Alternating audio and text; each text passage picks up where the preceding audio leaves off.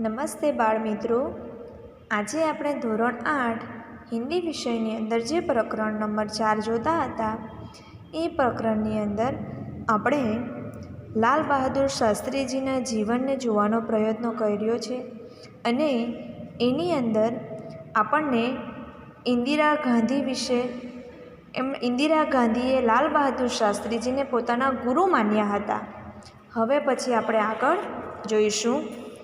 देश की आज़ादी के बाद उत्तर प्रदेश तथा केंद्र सरकार में शास्त्री जी भिन्न भिन्न पदों पर रहे।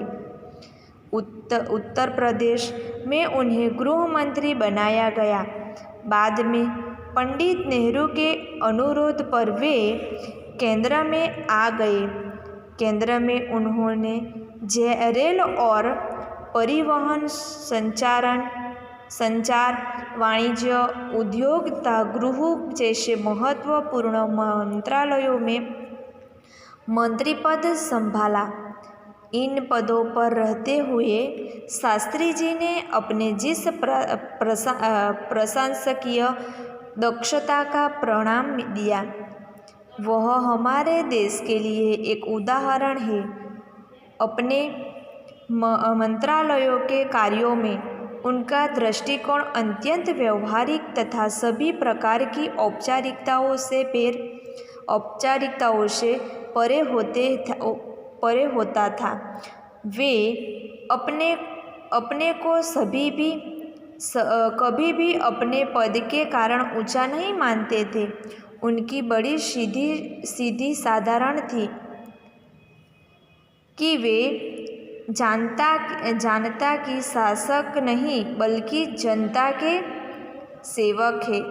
ऐसी भावना से कार्य करने के कारण उन्हें अपनी मंत्रालय में भी तो लोकप्रियता मिली ही साथ ही साथ सारे देश में भी लोकप्रियता मिली।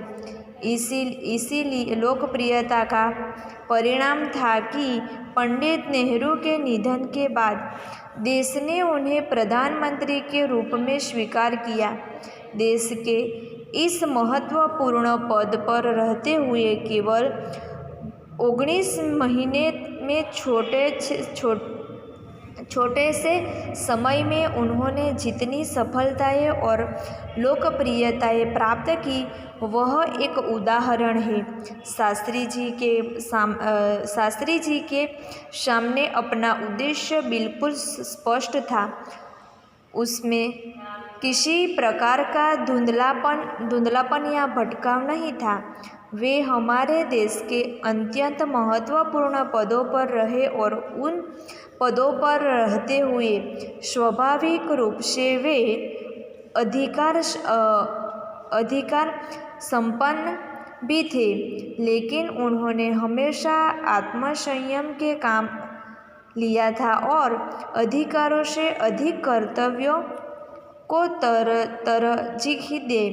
शायद इसीलिए शास्त्री जी इतने अधिक लोकप्रिय भी हो सके। उन्होंने अलीगढ़ मुस्लिम विश्वविद्यालय के दीक्षांत समारोह में 19 दिसंबर 1964 को छात्रों को संबोधित करते हुए कुछ इसी तरह के विचार व्यक्त किए थे। कया विचारों आपेला तो आपके भविष्य की मंजिल चाहे जो कुछ भी हो, आप में से प्रत्येक को यह सोचना चाहिए कि आप सबसे पहले देश के नागरिक हैं। यह आपको संविधान द्वारा प्रदत्त कुछ अधिकार देता है, लेकिन इससे कुछ कर्तव्यों का भी बोझा आता है जिसे समझाना चाहिए।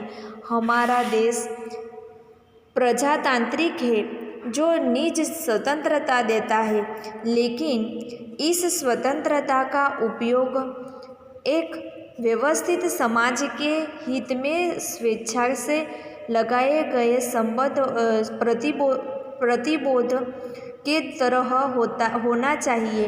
अधिकार, कर्तव्यों और आत्मसंयम के बारे में यह अत्यंत महत्वपूर्ण बात शास्त्री जी ने कही थी, जिसे आज याद रखने की જરૂરત है।